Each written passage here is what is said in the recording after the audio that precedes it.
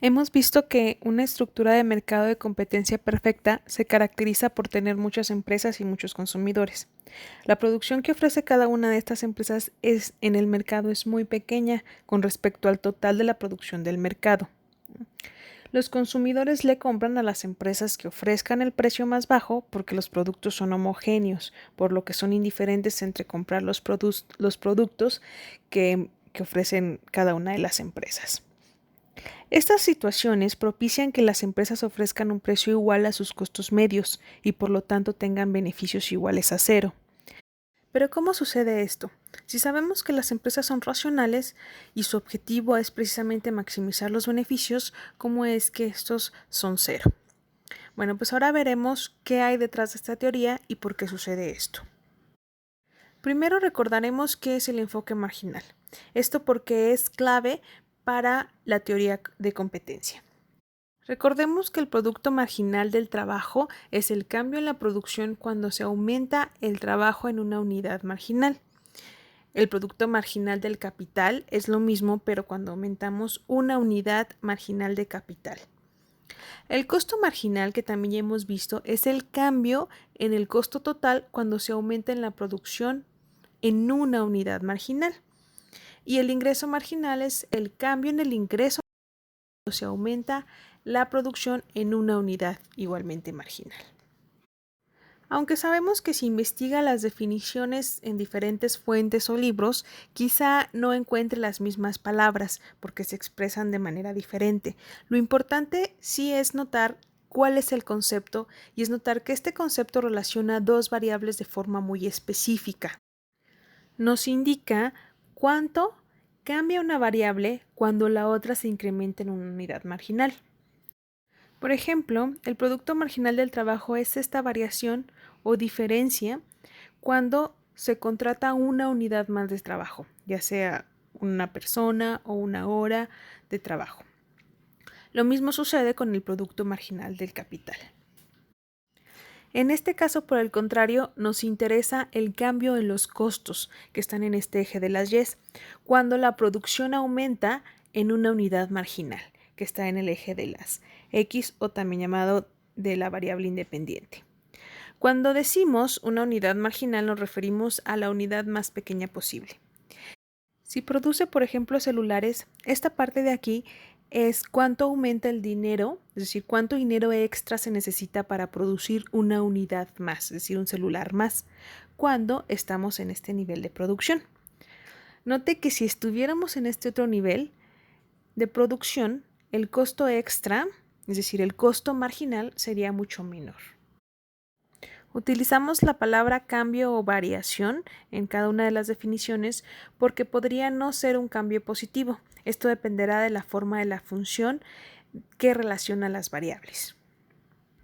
Pero usted notará en algunas definiciones que encuentre que algunas presuponen que este cambio es de hecho positivo y ahí dicen que es un aumento o una cantidad extra o un incremento. Podemos calcular los cambios marginales a partir de dos puntos. Cuando tenemos información estructurada en tablas, por ejemplo, podemos utilizar estas fórmulas que no son otra cosa que las variaciones o diferencias, donde ahí representaría el número de renglón en la tabla. También suponemos que esta diferencia en Q es igual a una unidad marginal. También podemos calcular estos costos marginales a partir de la función de costos. Por ejemplo, el costo en esta función depende de la cantidad producida. Si una función no es lineal, como se aprecia en la figura, el costo marginal también depende de Q, como acabamos de ver en el ejemplo anterior. Si la función es continua, entonces la variable independiente, que está en el eje de las X, es divisible y la cantidad marginal no es 1, porque existe un valor más pequeño posible y cercano al nivel de producción que estamos analizando. De hecho, esta variación marginal tiende a cero y el límite de esta expresión cuando la unidad marginal tiende a cero es precisamente la derivada de la función, lo cual nos indica la pendiente de la tangente que pasa por este punto. Cuando la tangente tiene una pendiente igual a cero, significa que encontramos un máximo o un mínimo. La segunda derivada nos indicará si es un máximo o un mínimo. En este caso, los costos suelen ser mínimos. Bueno, ahora vamos a hacer un ejemplo de cómo derivar este tipo de función para encontrar el costo marginal a partir de una función de costos.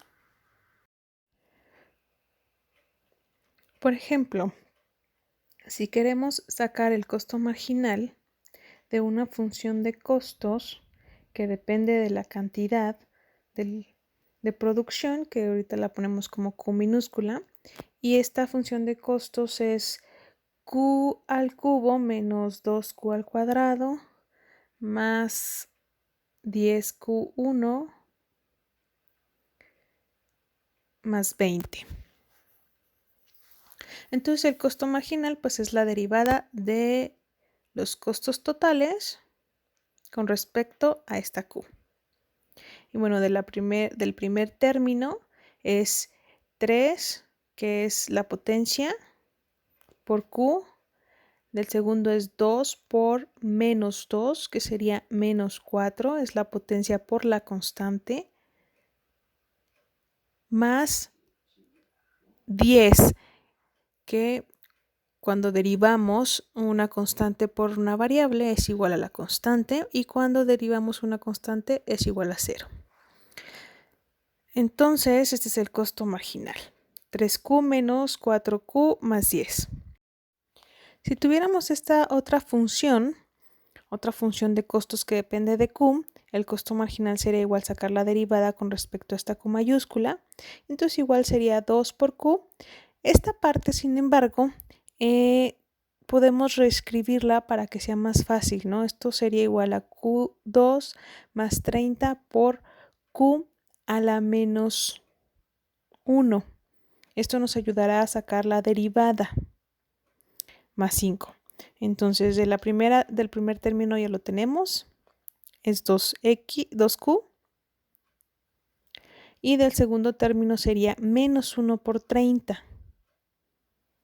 Sería menos 30 por Q, menos 1, que sería menos 2, más 0. Entonces es 2Q menos 30 sobre Q al cuadrado. Eso sería igual a los costos marginales de la segunda función. Bueno, aquí solamente hay que recordar dos notas importantes para quienes tengan algún problema con las derivadas. Solo tenemos que usar una fórmula muy común, que es la constante por la variable a cualquier potencia. La derivada de esto es igual a la potencia por la constante por la variable a la n-1.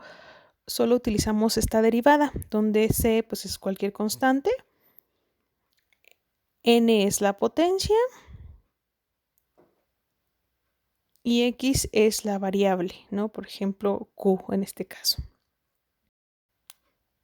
Y esa es la derivada que utilizamos casi siempre. Otra nota importante que debemos saber es esta parte, ¿no? ¿Por qué esto es igual a esto? Bueno, simplemente es porque x a la menos 1 es igual a 1 sobre x. Entonces, esto siempre aplica y utilizando esta fórmula, pues no tendrá ningún problema.